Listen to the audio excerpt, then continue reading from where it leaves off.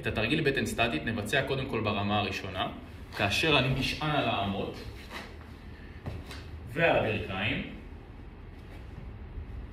שומר על הגב ישר, לא קורס מדי פנימה, לא עולה מדי למעלה, גב ישר בצורה הזו, בטן מכווצת ומחזיק.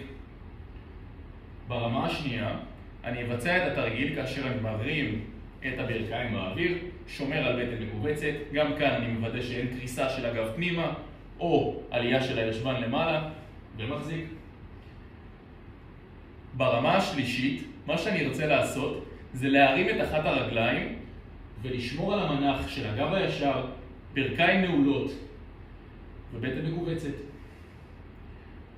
ברמה הרביעית מה שאני ארצה לעשות זה לעבור מהאמות לכף היד, להרים את הברכיים וליישר את אחת הידיים. וברמה החמישית והאחרונה אני ארצה גם ליישר את אחת הידיים וגם להניף את הרגל הנגדית. זאת אומרת שאם אני מניף את יד ימין אני ארצה להניף את רגל שמאל באופן הבא.